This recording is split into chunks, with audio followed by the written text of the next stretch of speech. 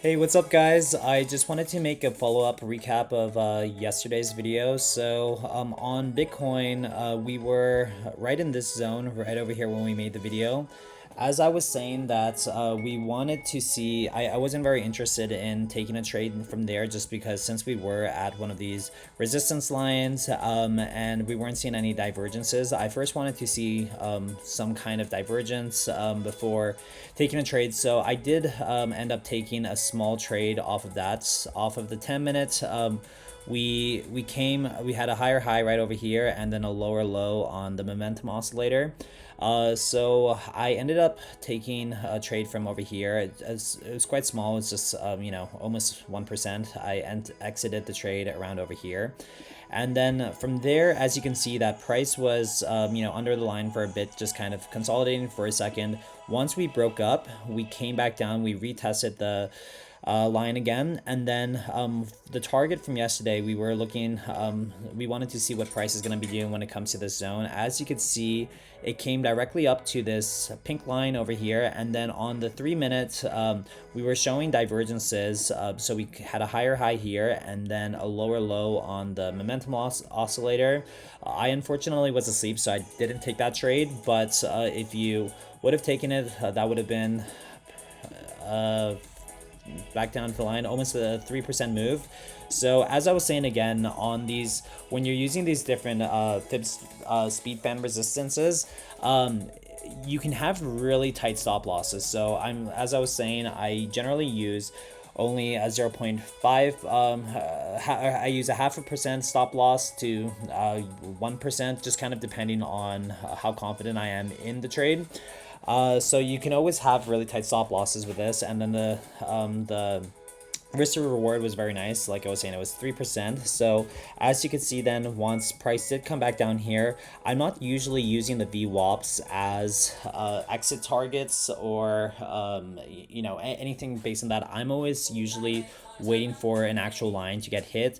However, with the VWAPs, I am always looking what price is doing. If we're looking really bullish on the time frames, then I might exit the trade. But because you could see we did have a reaction off of this, and then we came back down, we had a reaction back off of this again, we came back down, we were playing in that zone for a while before we continued breaking down, hitting the line perfectly. That could have been the time to again take a long, come up over here. And then we continued breaking down. Currently, we're underneath the line. On the higher time frames, on the 4 hour, it does look like we have some room to the downside. So I'm not in any trades right now at the moment, since if I were to take a short, the time to have taken it would have been right over here. If I'm gonna be waiting for a long right now, the next target I'm looking for it to be coming to would be, this would be a really nice entrance right over here. I would definitely be interested in potentially taking a trade from here. If we, for some reason, do break above this line again, and then continue higher, I would be looking to take a short from, again, these different areas, just kind of depending on what market cipher is showing us. So that's the recap on Bitcoin. On Ethereum, yesterday we were in this zone right over here.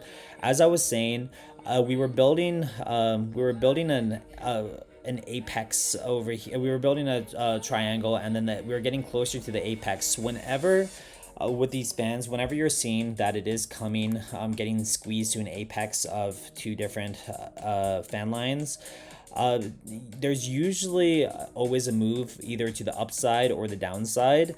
So just from the pressure building, and then when it does shoot out, we shot to the upside. The target, as I was saying, would have been this 382 line right over here, which you can see we did come up again, hit that perfectly before rejecting back down, and then we had a slight bounce off of this line, but then we continued breaking down. Currently, we're underneath that line, so